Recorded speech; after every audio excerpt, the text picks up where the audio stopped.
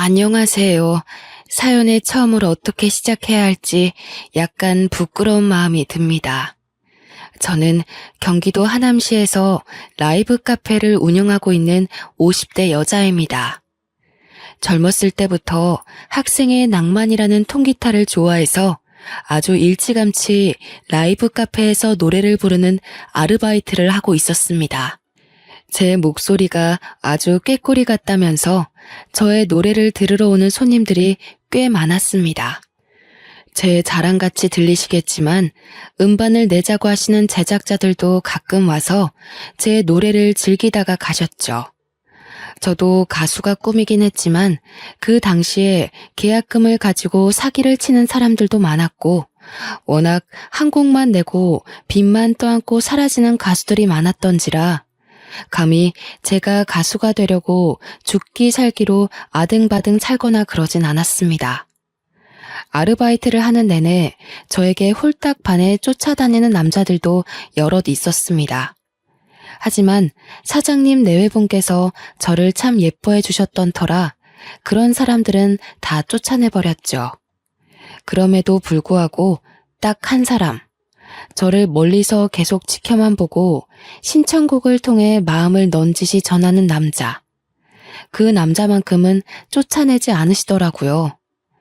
사장님이 저에게 나이가 들면 다 관상이 보이는 법이라면서 사람 하나는 꽤 진국처럼 보인다고 옆구리를 쿡쿡 찌르시기도 했고요.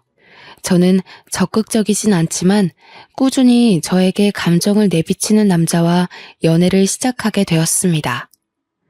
저에게 매번 사랑의 노래를 불러달라고 했고 저는 그 마음에 보답이라도 하듯 노래를 불러주었습니다.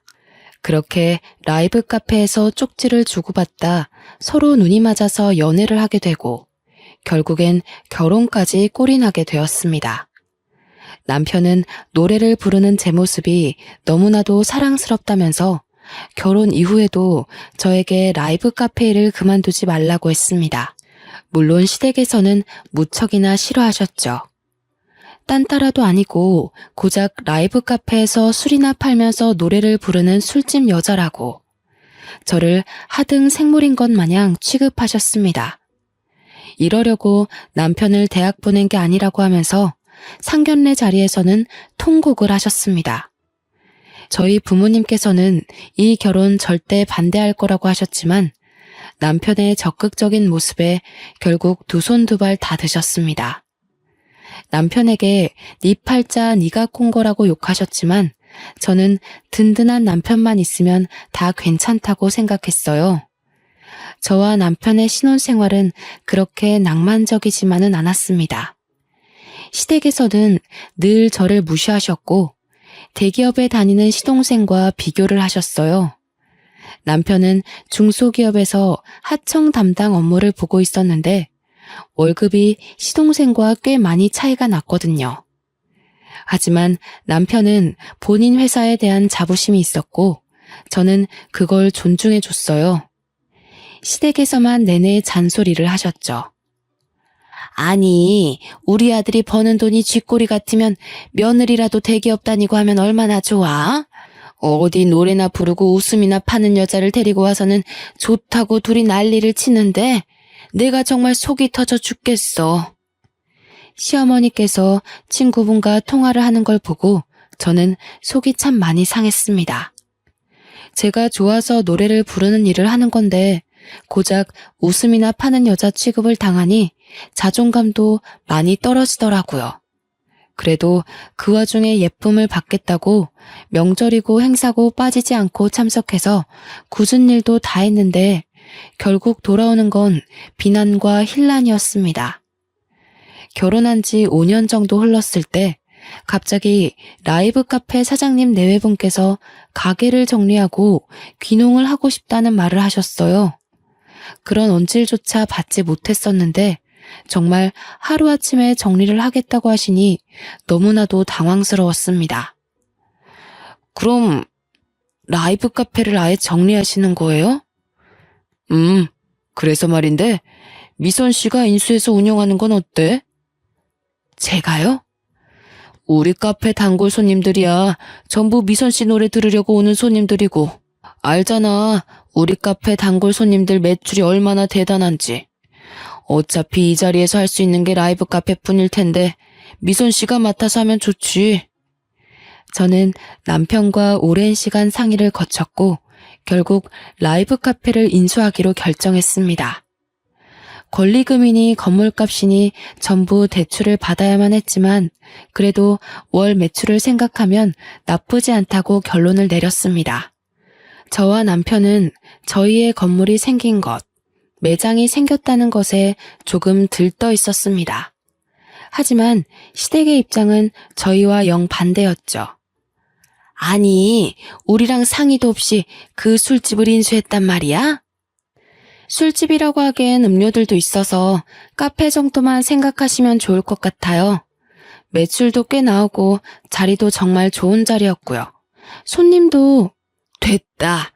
무슨 술집에서 노래 부르는 것도 탐탁치 않아 죽겠는데 이제는 마담 자리까지 하겠다는 소리야? 내가 어디 가서 우리 맏며느리가 뭐하는 여자냐고 물어보면 대답을 못해. 어디 상의도 없이 그 큰 돈을 대출받아서. 엄마, 거기 장사 잘 되는 자리야. 우리 와이프 노래 들으러 오는 손님들도 엄청 많고. 내가 쪽팔려서 고개를 들고 다닐 수가 없어. 그리고 너네가 인수한다고 그 가게가 계속 잘 될 것 같아? 무슨 1, 2천도 아니고 억 단위로 대출을 받아서 그걸 사. 미쳤어? 어머님, 저희도 고민하고 결정 내린 일이에요. 그렇게 고민해서 수억을 대출받아다가 하는 일이 고작 술 파는 거 아니야. 내가 정말 속이 상해서 어디 가서 말도 못하고 숨을 쉴 수가 없다 내가. 너희 시아버지가 학교 교장 선생님까지 하고 퇴직한 거 알고 있지? 그런 교육자 집안 맏며느리가 술집에서 운영한다는 게 말이나 되는 소리니? 라이브 카페가 다른 술집과 다르다고 몇 번이나 설명을 드렸지만 어머님께서는 들을 생각도 하지 않으셨습니다. 계속해서 교육자 입안을 운운하시면서 술집에서 일한다는 게 너무나도 마음에 안 든다고 가슴을 퍽퍽 치셨습니다. 저희가 무리해서 대출을 받긴 했지만 라이브 카페 수익을 생각하면 그건 사실 아무것도 아니었어요. 몇 년만 고생하면 다 갚을 수 있을 정도로 입지가 탄탄한 자리이기도 했고요. 하지만 시댁에서는 결국 저에게 손가락질을 하기 시작했고 마음에 들지 않는 일만 잔뜩 한다면서 결국 저를 무시하고 괴롭히기 시작했습니다. 카페가 자리 잡아야 할 타이밍에 저를 매번 불러다가 일을 시키고 시집살이를 시키셨어요. 갑자기 안 하던 김장을 해야겠다면서 저에게 배추를 손질해서 절여오라고 하시질 않나. 시아버님 생신날에도 저에게 갈비찜에 잡채에 전골을 끓이라고 요구하시지를 않나. 부당하다는 생각이 들어 남편이 시부모님께 큰 소리도 내고 했지만 그들의 똥꼬집을 이길 수 없었습니다. 거기다가 시어머니께서 저를 계속해서 무시하니 시동생이라고 저에게 곱게 나왔을까요? 아니 형수, 이거 형수님이 만든 음식 맞죠? 갈비찜이요? 네네 맞아요. 왜요? 갈비가 너무 질기고 맛이 없어서요. 살림 이렇게 하면 형은 화 안 내? 너 그게 형수한테 무슨 말버릇이야? 아니 내가 뭘? 갈비찜이 맛없어서 맛없다고 한 건데 그게 죄야? 죄는 무슨 죄야. 맛없는 걸 어쩌니? 고기를 어떻게 삶았길래 이렇게 질겨. 아버지는 드시지도 못하겠다. 치워라 얘. 저는 정말 너무 화가 나서 눈물이 날 지경이었습니다. 하지만 별 수 있겠어요? 똥이 더러워서 피하는 거지 무서워서 피하는 건 아니니까요. 제가 시동생에게까지 무시를 받자 남편은 친정을 더 자주 가고 시댁에 가는 발걸음을 점차 줄여나가기 시작했어요. 저는 그 가운데서 눈치를 보고 있었지만 남편은 제게 눈치 보지 말라고 했습니다. 나는 라이브 카페에서 노래하는 당신에게 반한 거야. 내가 제일 사랑하는 모습이고 평생 보고 싶은 모습이라고. 그러니까 우리 스트레스 받아가면서까지 우리 집에 가서 그런 수모를 당하지 말자. 든든한 남편의 말에 저는 결심을 했습니다. 부당한 대우를 나서서 받지 말고 라이브 카페 운영에 더 집중하자고요. 저는 그날 이후로 시댁에서 부를 때마다 일이 바쁘다는 핑계로 피했습니다. 그리고 카페 운영에 더욱 신경을 쓰기 시작했어요. 아무래도 10수년간 한자리에서 인테리어 공사도 없이 운영했던 카페라 손님은 있었지만 다 오랜 단골 손님들이었고 젊은 사람들은 없었습니다. 저는 일단 인테리어부터 싹 바꿔나갔어요. 요즘 유행한다는 포토존이라는 것도 만들고 낡은 나무로 끼워져 있던 유리창도 통유리창으로 바꿔 개방감을 더 주었습니다. 연식이 있던 카페는 리모델링 하나도 요즘 젊은이들이 가장 좋아하는 모던하고 심플한 느낌의 신식 카페로 바뀌어 나갔습니다.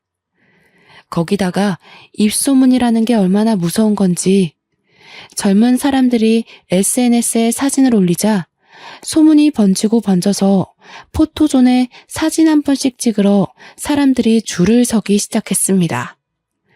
라이브 카페라 아무래도 음료나 주류의 가격대가 있음에도 불구하고 손님들이 미어터지기 시작했어요. 그러자 카페의 월 매출도 이전보다 훨씬 뛰었고 월 순이익만 600만 원 이상이 나오기 시작했습니다. 저는 카페 운영도 하랴, 메뉴도 개발하랴, 노래도 부르랴, 몸이 10개라도 모자랄 것 같았습니다. 결국 남편이 회사를 그만두고 라이브 카페 일을 돕기로 결정했습니다. 그러자 시댁에서는 난리가 났습니다. 그깟 술집 때문에 지금 멀쩡히 회사를 다니는 내 아들까지 일을 그만두게 해? 미쳤어!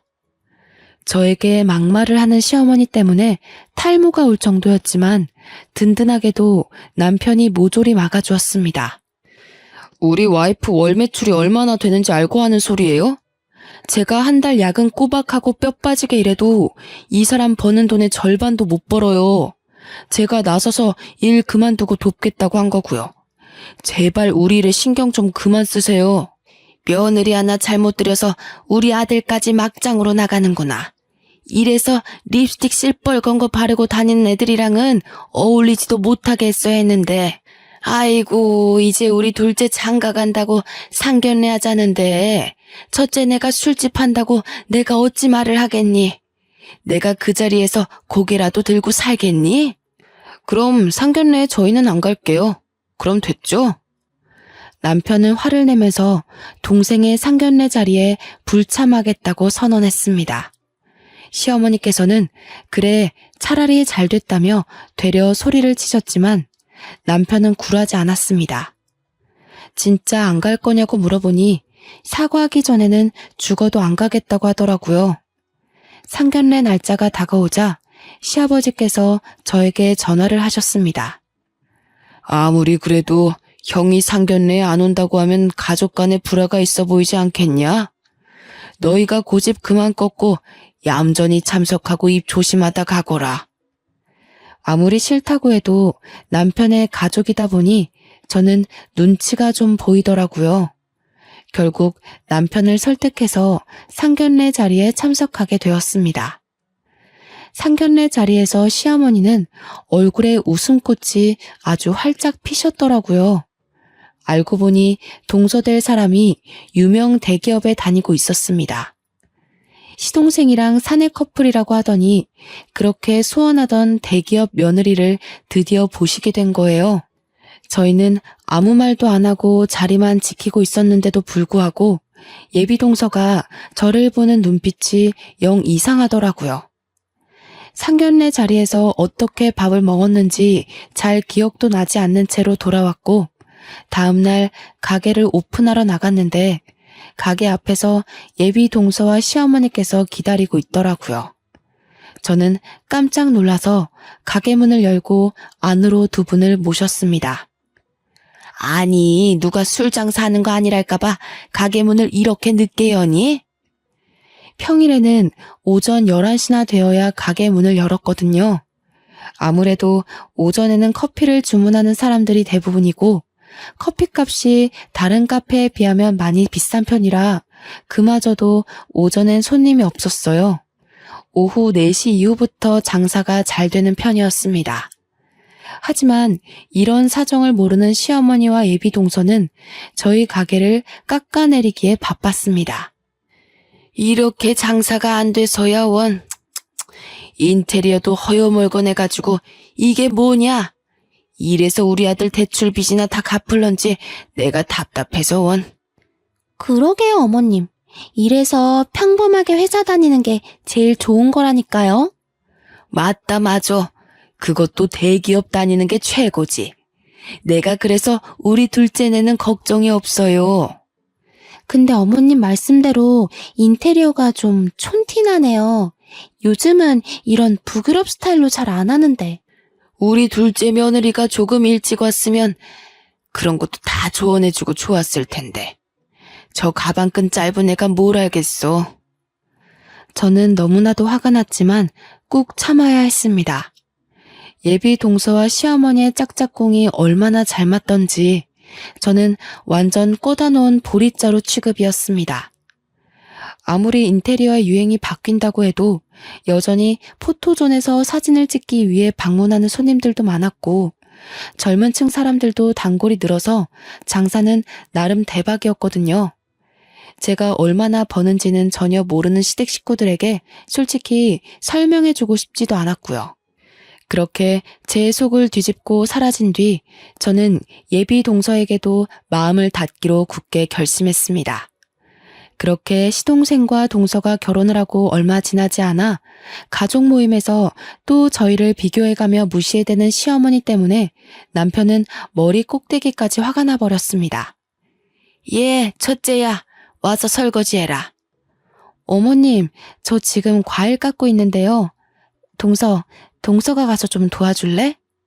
제가요? 예, 내가 너 보고 하랬지 둘째 보고 하라 그랬니? 어디 대기업 다니는 며느리 손에 물을 묻혀. 너 평소에도 설거지에 음식에 카페에서 맨날 하는 일인데 시댁 와서 하는 게 싫다 이거야? 그 소리를 들은 남편이 열받아서 시댁을 뒤집어 엎어버렸죠. 대기업. 무슨 대기업이 감투라도 됩니까? 끽해봐야 월급쟁이면서 우리 와이프 손에는 물 묻혀도 되고요. 저 앞으로는 여기 안 오겠습니다. 대기업 다니는 동생네 부부나 챙기세요. 남편은 제 손을 잡고 시댁을 빠져나왔어요. 그 이후부터는 남편이 명절이든 행사든 시댁에 절대 가지 말자고 하더라고요. 그리고 그 약속을 지켜주었습니다. 저에게 오라고 난리치는 시어머니를 완벽하게 차단해 주었어요. 남편은 명절 수고비라며 동서에게 돈을 송금하고는 일절 시댁 방문을 하지 않았습니다. 솔직히 시댁에 가지 않아도 돼서 좋았고 또 그런 강단 있는 남편의 모습에 저희 친정에서도 무척이나 좋아하셨고요. 그러던 와중 장사는 점점 잘 되고 가게에 줄을 서는 사람들이 늘어가자 저희는 고민을 하게 되었습니다. 가까운 자리에 땅이 나면 건물을 하나 새로 올릴까 하는 그런 고민이요. 안주값을 올렸음에도 불구하고 손님들이 자리가 없다고 불평을 하며 줄을 섰거든요. 초기엔 순이익이 600만 원에서 700만 원 정도 되었는데 지금은 1000만 원을 훌쩍 넘기는 이익을 내고 있으니 대출금 갚는 것도 걱정 없었고요. 원래 가게 크기도 작은 편이 아니었기에 솔직히 새 건물을 사는 게 맞는지 고민이 많이 되었습니다. 그러던 와중 옆 가게 사장님께서 저희 가게에 밀려 폐업을 결정하셨다는 소식을 듣게 되었고 저희는 그 가게 자리를 살 수 있게 되었습니다. 옆에 건물은 20층짜리 건물이었는데 꼭대기층에서 카페를 운영 중이셨거든요.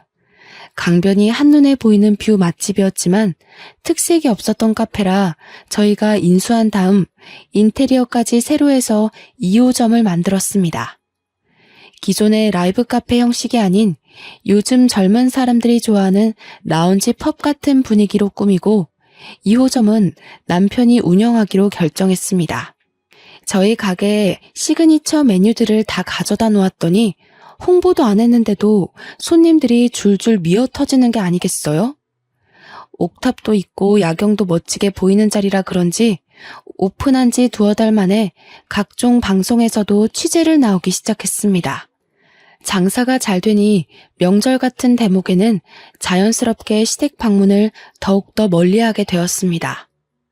남편이 수고비라는 명목으로 시댁에 돈을 보내니 시댁에서도 딴소리를 못 하셨고요. 저희 둘이 버는 월 순이익이 2천만 원을 넘겨가니 대기업 다니는 건 비비지도 못할 일이었죠.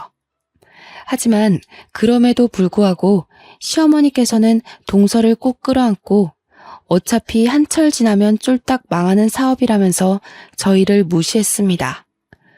저희가 2년 넘게 시댁에 방문하지 않았으니 하루는 새해부터 시어머니와 동서가 가게로 찾아와 난동을 부리기 시작했습니다. 예, 장사 좀 잘 된다고 지금 시댁을 무시하는 거야 뭐야? 갑자기 찾아온 바람에 저도 너무 당황스러워서 어찌할 바를 모르고 가만히 서 있었습니다. 손님들도 꽉 차 있는데 한가운데서 소리를 질러대니 손님들도 웅성웅성 거리기 시작했고요. 구석진 곳으로 모셔서 조용히 이야기하고 보내려고 했더니 둘은 더 당당하게 큰 소리를 치시더라고요. 이보시오. 여기가 우리 맏며느리가 하는 가게인데 돈 좀 만진답시고 시댁을 완전히 깡그리 무시하는 게 아니겠어? 잘된 게 다 우리 조상님 덕인지도 모르고 제사도 안 지내고 돈이나 턱턱 보내면 다인 줄 알아? 저는 솔직히 제 노력으로 잘된 것인데 조상님을 운운하니 열이 받더라고요. 옆 가게에 있는 남편에게 호출을 하고 저도 당당하게 시어머니와 동서에게 맞불을 놓았습니다. 잘된 게 왜 다 조상님 덕이죠? 거기다가 제 조상님도 아닌걸요. 이 카페가 잘 되는 건 다 저와 남편이 노력해서 일궈낸 것들입니다. 따박따박 말대꾸하는 버릇은 어디서 배워온 버릇이야? 너네 친정에서 그리 가르치디? 너네 조상님이 그러라 시키디? 술집 장사하는 년이 배워먹은 거 없이 거기다가 너네 장사도 잘 된다면서 고장 명절에 100만 원 붙이는 게 다야? 직원들도 술렁술렁거리기 시작했어요. 저와 오래 일했던 직원들이고 제가 얼마나 노력했는지도 잘 아는 사람들이었거든요. 시어머니의 말도 안 되는 주장에 직원들이 화가 나는지 시어머니를 말리기 시작하더라고요. 여기서 이런 식으로 행동하시면 저희 영업에 방해가 되니까 다른 자리를 옮기시는 게 좋겠어요. 뭐야? 너 누군데 나한테 그런 소리래? 내가 이 집 주인네 시어머니라고. 주위에서 말리는데도 점점 발악하는 소리가 커졌습니다.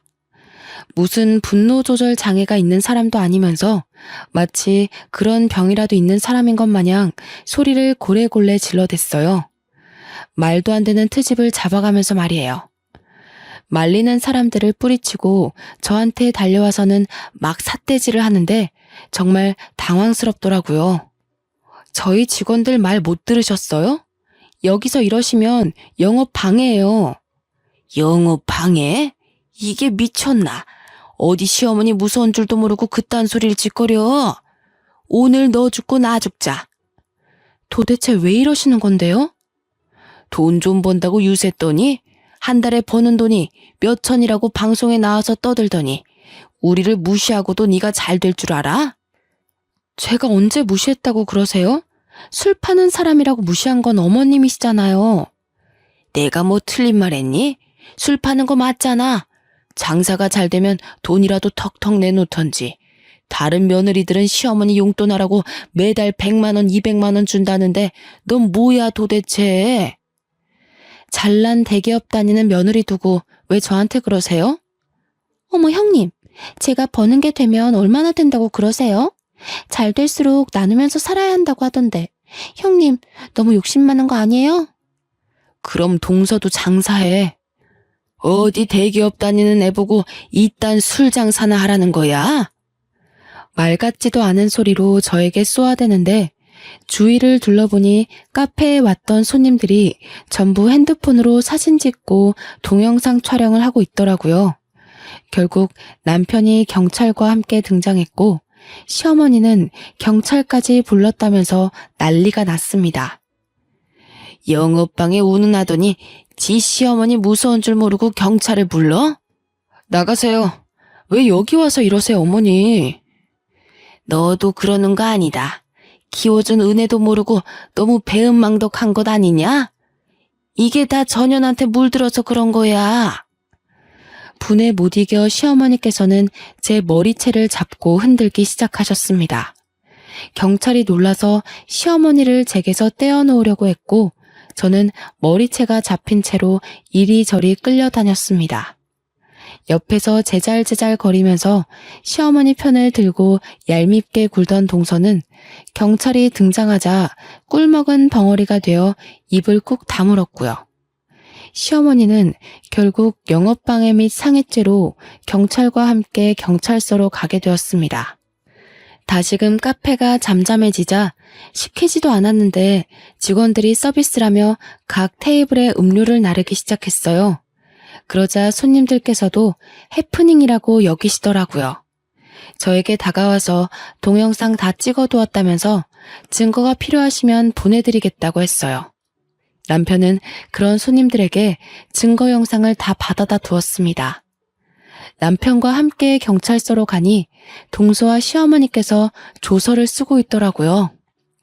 제가 도착하자 저를 있는 힘껏 째려보시는데 정말 무슨 소리를 해야 할지 모르겠더라고요. 경찰이 저에게 조서를 써야 한다고 해서 옆자리에 앉았더니 저를 향해 비난을 퍼붓기 시작했습니다. 영업방해는 무슨 얼어 죽을 영업방해야? 내가 시어머니가 되어서 그 정도 말도 못해? 그리고 경찰관님, 쟤네들이 한 달에 버는 돈이 얼만지 아시오? 돈을 벌면 어른한테 갖다 바쳐야지. 지들끼리 잘 먹고 잘 사는데 이건 노인학대 아니야? 자꾸 이러시면 가게에 찾아와서 난동 부린 거 전부 소송하겠습니다. 뭐가 어쩌고 어째? 아주버님, 서운하게 뭘 그렇게까지 말씀을 하세요. 그저 가족끼리 서로 돕고 살면 좋은 거죠. 가족끼리 신고하고 얼굴 붉혀서 뭐 하겠어요? 안 그래요, 형님? 아이고, 며느리 하나 잘못 들였다가 결국 이 사달이 나네. 내가 다 늙어서 이런 수모를 당하면서 살아야 하나. 시어머니의 저런 행동에 남편은 또 얼마나 속이 상할까 싶더라고요.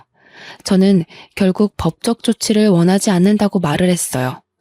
남편은 이참에 본때를 보여줘야 하는 거 아니냐고 했지만 동서 말대로 가족끼리 얼굴 붉혀서 뭐 하겠나 싶었고요. 경찰 또한 저보고 좀 참으면 어떻겠냐고 설득을 하더라고요. 솔직히 남들 볼 때 얼마나 콩가루 집안으로 보이겠습니까? 저도 일이 커지는 게 귀찮고 싫어서 그냥 합의하겠다고 하고는 경찰서 밖으로 나왔습니다. 남편은 그래도 분이 풀리지 않았는지 씩씩대더니 시어머니를 향해 소리를 치더라고요. 앞으로는 명절이고 행사고 죄송해서 드렸던 용돈도 드리지 않을 겁니다.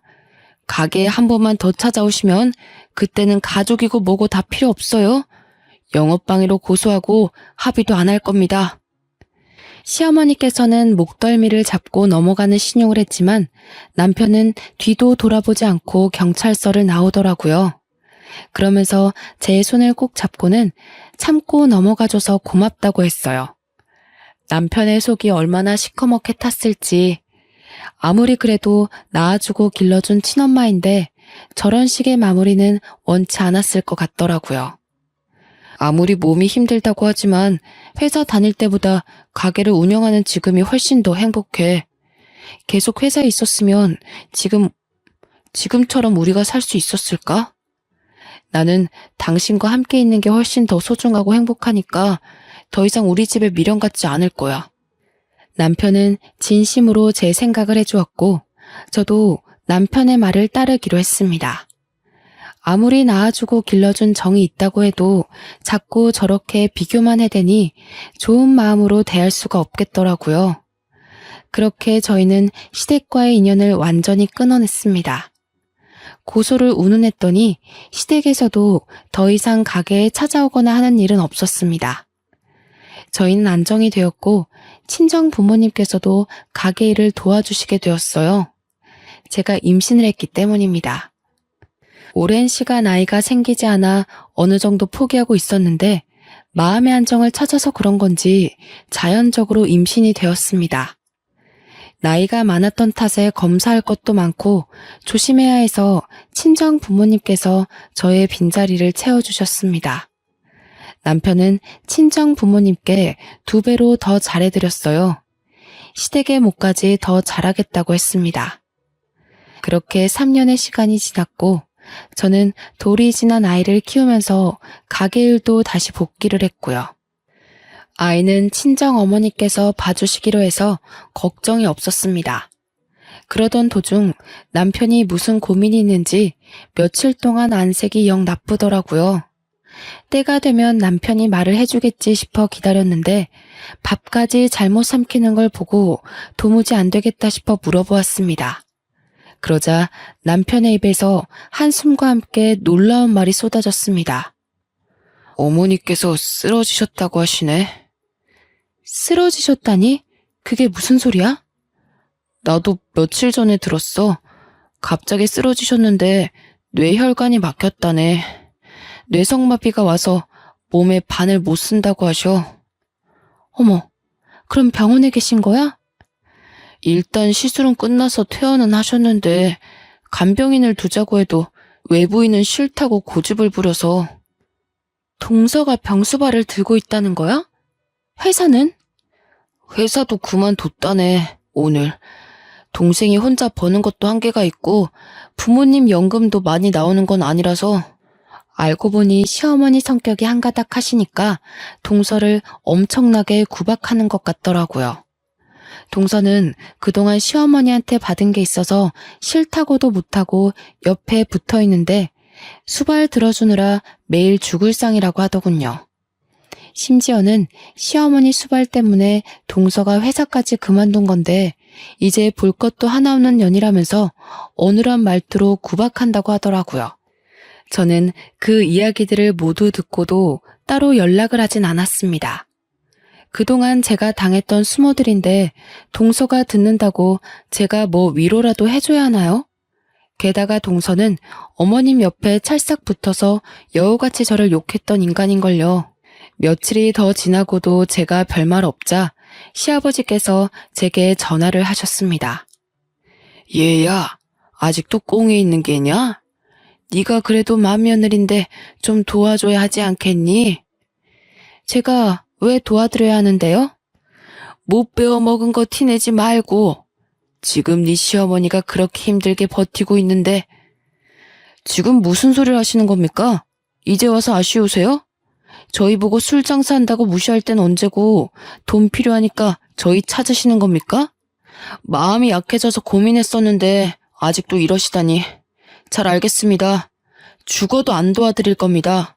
다신 연락하지 마시라고요. 남편은 제 전화를 빼앗더니 다시는 전화하지 말라고 버럭 소리를 지르고는 전화를 끊어버렸습니다. 사실 저도 그렇게 모질게 대할 마음은 없었는데 아직 마음의 앙금이 남아있는지 소리가 곱게 안 나오더라고요. 며칠이 더 지나자 시댁에서 정말 발등에 불이라도 떨어졌는지 이제는 동서가 저에게 전화를 했더라고요. 아이를 낳고 단 한 번도 방문한 적 없는 시댁이라 솔직히 시어머니께서 쓰러지셨다는 이야기를 들었을 때 아이를 데리고 한번 방문을 해야 하나 싶긴 했거든요. 동서는 제가 전화를 받자마자 울음을 터뜨렸습니다. 형님, 정말 죄송해요. 그동안 얼마나 괴로우셨을지 이제야 이해가 가네요. 동서 울어? 왜 그래? 오늘도 어머님이 저에게 역정을 내셨어요. 수발 드느라 회사도 그만뒀는데 이제 볼 거 하나도 없다면서 제대로 씻기지도 못한다, 살림도 못한다. 구박을 엄청 하세요. 멀쩡하실 때도 나한테 그러시더니 아직도 그러시는구나. 정말 미쳐버릴 것 같아요. 몸이 불편하시니까 화장실도 혼자 못 가시고 시아버지와 남편은 나 몰라라 하시고요. 간병인은 죽어도 싫으시대? 2주 동안 간병인을 3명이나 갈아치우셨어요. 간병인 아주머니들도 도저히 시어머니 같은 분은 케어 못 해주겠다고 말하고, 제가 찾아가도 될까요? 제가 찾아와도 좋다고 허락을 하자 동서가 한달음에 저희 라이브 카페로 찾아왔습니다. 고생을 한 티가 팍팍 날 정도로 얼굴이 어두워지고 살도 빠져 있더라고요. 그러더니 저를 보고 무릎을 꿇고 눈물을 흘리기 시작했습니다. 그 며칠 같이 살았는데 도무지 전 못 버티겠어요. 이런 수모를 어떻게 10년이 넘도록 참으면서 지내셨어요? 정말 대단하다는 말밖에 안 나옵니다. 제가 그동안 너무 버릇없이 굴었죠. 정말 죄송해요. 빈말이 아니라 진짜 진심으로 사과할게요. 시아버지께서도 도저히 같이 못 살겠다고 하셔요. 시어머니께서 어느 정도로 트집을 잡으시냐면 이불 빨래를 했는데 세탁 세제 냄새가 마음에 안 드신다고 가위로 이불에 구멍을 내셨어요. 솜털은 다 빠져서 날아다니고 시아버지가 호통을 치시면 갑자기 소리를 막 지르시면서 자기가 반 병신 됐다고 무시하냐고 하시고요. 저보고 볼 거라곤 대기업 명함밖에 없는데 이제 어쩌냐고 트집을 잡고. 같이 이야기를 듣던 남편이 한숨을 푹푹 내쉬는데 그때마다 미련이 뚝뚝 떨어지는 것 같더라고요. 하지만 남편은 제게 효도를 강요한 적이 단 한 번도 없었습니다. 거기다가 시댁에 방문하자고 말을 꺼낸 적도 없었고요.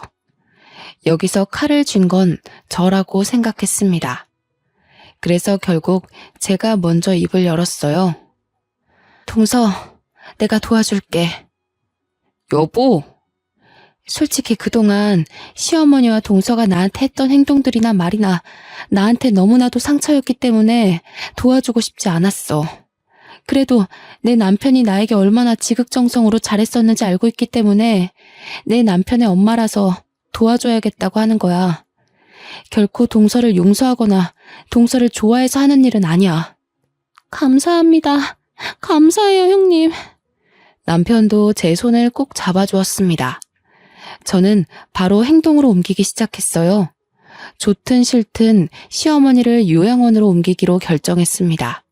남편과 동서와 함께 좋다는 요양원을 다 둘러보기 시작했고 서울에서 거리가 멀지 않고 시설이 최신식으로 리모델링 되어 있는 곳으로 결정했습니다. 요양원 가격이 비싸긴 했지만 저희 경제 수준에 부담이 될 정도는 아니었습니다. 동서도 이렇게 좋은 곳이라면 어머님께서도 편하게 지낼 수 있을 거라고 동의했고요.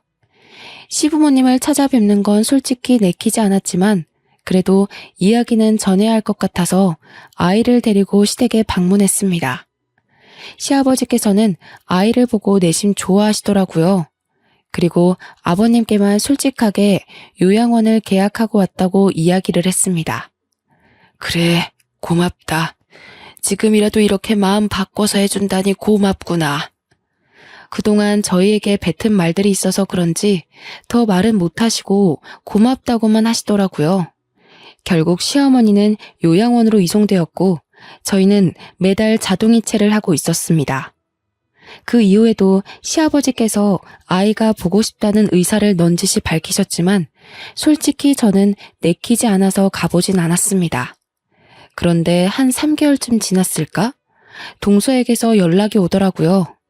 형님, 큰일 났어요. 요양원에서 어머님 모셔가라고 연락이 왔어요. 그게 무슨 소리야? 요양원에 무슨 일 있대? 글쎄, 요양보호사 머리채를 쥐어 뜯으셨대요. 요양보호사가 어머님 씻기다가 손톱 때문에 등이 살짝 긁혔는데 자기를 무시하는 행동이라면서 노인학대가 어쩌고 저쩌고 하면서.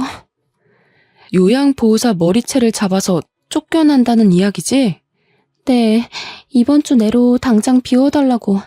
지금 요양보호사들 전부 어머님 방에 들어가기 싫다고 하신대요. 관리가 안 되어도 너무 안 된다고 당장 모셔가라고. 어떡하죠? 남편과 저는 하는 수 없이 동서내로 가서 대책을 강구했습니다. 결국 두 번째 후보로 두었던 다른 요양원에 급하게 연락을 했고 마침 자리가 있다고 하여 그쪽으로 옮기게 되었습니다. 하지만 한 달이 좀 지났을까?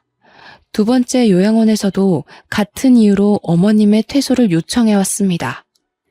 김말자 할머님, 몸도 불편하시고 정신도 힘드신 거 다 알죠. 하지만 너무 갑질이 심하세요. 보호사들한테도 2년 전년 하는 것도 모자라서 내는 돈이 얼만데 밥을 이따위로 주냐고. 우리 영양사 선생님 얼굴에 국그릇을 집어던져서 지금 선생님들이 환자분 고소할 거라고 난리 났다고요. 저희는 결국 세 번째로 요양원으로 옮기기로 했습니다. 이번에는 제가 직접 시어머니를 찾아갔습니다. 가족들끼리 말은 맞춰놓았지만 세 번째로 옮길 시설은 정말 노후되고 평도 좋지 않은 요양원으로 일부러 골랐습니다. 내 이럴 줄 알았어. 지금 이따위 요양원으로 나를 버리고 가려고? 그러길래 좋은 곳으로 보내드렸을 때 참고 지내지 그러셨어요. 해도 너무한 것 아니냐? 너희들 모두 한마음 한뜻으로 나를 버리려고 그러는 거지? 며느리들이 시어머니 수발 드는 게 그리도 싫은 게야? 시어머니께서는 가족이 아닌 다른 사람들이 돌보는 것 자체를 버렸다고 표현하셨습니다. 이왕이면 좋은 곳에서 자격증 있는 사람들이 전문적으로 돌봐드리는 게 어머님 케어에 큰 도움이 될 거라고 생각했는데 오히려 어머님은 수발은 가족이 직접 들어야 한다고 생각하셨던 거예요. 저는 정말 기가 막히고 코가 막힐 지경이었습니다. 고작 그런 이유로 동서를 괴롭히고 요양원에서 난동을 부렸다는 사실 때문에 말이죠. 3살밖에 안 된 저희 애기도 이런 생각은 하지 않을 것 같았습니다. 애도 아니고 고작 남의 손이 탄다는 이유로 버리니 뭐니 짜증이 나더라고요. 그러길래 어머님, 처음에 술집 여자라고 절 무시하더니 결국 이런 꼴이 되셨잖아요. 제가 대놓고 비아냥거리자 동서가 흠칫 놀라더라고요. 시어머니께서는 얼굴이 시뻘겋게 달아올라 저에게 삿대질을 하셨지만 몸이 불편하셔서 그런지 말은 제대로 못하시는 듯 했습니다. 제 돈으로 처음에 그런 비싼 요양원 넣어드린 거였어요. 그런데 거기도 싫다, 두 번째도 싫다. 좋은 곳으로 보내드렸더니 전부 싫다 하셔서 결국 이렇게 후진 곳으로 올 수밖에 없었네요. 그쵸? 이런 못돼 먹은 년이. 정말 제가 못된 게 맞을까요, 어머님? 그 교장까지 하셨던 귀한 아버님께서 제발 돈 좀 대달라고 사정사정 하시더라고요. 그뿐인가요? 당신이 손에 물도 못 묻히게 했던 대기업 다니는 동서가 직접 무릎까지 꿇고 빌었어요, 저한테. 그런데 어머님께서는 당신 수발 드느라 회사까지 그만둔 동서에게 갑질을 하셨다면서요? 그게 어떻게 갑질이야? 며느리가 시어머니 수발 드는 게 어떡해? 어머님 수발만 들었겠어요? 인격 모독도 감수했는걸요. 우리 동서가 어머님 그 못된 성격 감당 안 된다면서 어찌나 울던지. 어머님, 제발 정신 좀 차리세요. 어머님 한 명 때문에 가족들이 얼마나 괴로워하는지 알고 있어요? 오죽하면 시동생은 연락도 없고 찾아오지도 않고. 그래서 이 땅 구린 곳에서 나보고 죽으라는 거야? 여기서까지 쫓겨나시면 그때 어머님 죽을 때까지 모르는 척 할 겁니다. 그쪽한테 베푸는 선의는 여기까지예요. 충고 하나 해드리자면 한 번 더 요양원에서 나가라는 전화 오면 그땐 가족들 모두한테서 버림받으실 거예요. 알고 계시라고요. 그날 이후로 동서도 저한테 아주 설설 기기 시작했고 시아버지도 제가 하자는 대로 하시더라고요. 더 이상 이 집안에서 저를 무시하는 사람은 없었습니다. 시어머니께서도 제 말에 충격을 먹었는지 낡은 요양원에서 3달째 아무 연락 없이 잘 지내고 있습니다. 요양보호사들도 갑자기 어머님이 말을 잘 따른다며 다들 좋아하고 있다고 하더라고요. 저는 최대한 문제없이 잘 해결한 것 같아 마음이 화병이 조금 가라앉으려고 하네요. 저희 아이도 쑥쑥 잘 커가고 남편도 저에게 잘해주니 요즘 참 행복합니다. 제 긴 사연 들어주셔서 너무나도 감사해요.